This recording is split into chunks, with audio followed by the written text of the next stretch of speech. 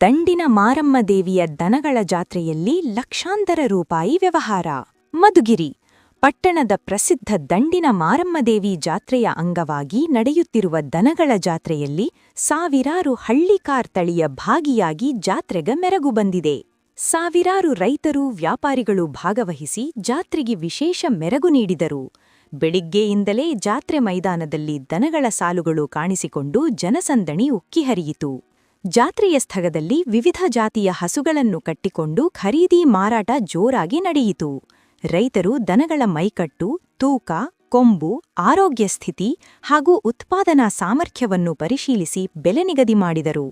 ಕೆಲವೆಡೆ ಬೆಲೆ ಮಾತುಕತೆ ಗರಿಷ್ಠ ಮಟ್ಟಕ್ಕೇರಿದ ದೃಶ್ಯಗಳು ಕಂಡುಬಂದವು. ಗೌರಿಬಿದನೂರು, ಚಿಕ್ಕಬಳ್ಳಾಪುರ, ಪಾವಗಡ, ಅನಂತಪುರ, ಹಿಂದೂಪುರ ಸೇರಿದಂತೆ ವಿವಿಧ ತಾಲೂಕುಗಳಿಂದ ರೈತರು ಆಗಮಿಸಿದ್ದರು. ಉತ್ತಮ ತಳಿಯ ದನಗಳು 3 ಲಕ್ಷದವರೆಗೆ ಮಾರಾಟವಾದವು ಎಂದು ವ್ಯಾಪಾರಿಗಳು ತಿಳಿಸಿದರು. ಒಟ್ಟಾರೆ ಲಕ್ಷಾಂತರ ರೂಪಾಯಿ ವ್ಯವಹಾರ ನಡೆದಿರುವ ಅಂದಾಜು ವ್ಯಕ್ತವಾಗಿದೆ.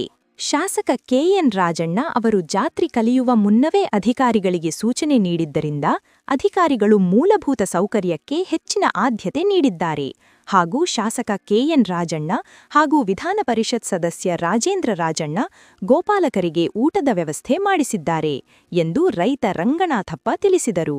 ಜಾತ್ರೆಯ ಹಿನ್ನೆಲೆಯಲ್ಲಿ ಪೊಲೀಸ್ ಇಲಾಖೆ ಕಟ್ಟುನಿಟ್ಟಿನ ಭದ್ರತಾ ಕ್ರಮಗಳನ್ನು ಕೈಗೊಂಡಿದ್ದು, ತಾಲೂಕು ಆಡಳಿತ ವಿದ್ಯುತ್ ಮತ್ತು ಕುಡಿಯುವ ನೀರಿನ ವ್ಯವಸ್ಥೆ ಮಾಡಿದ್ದರು.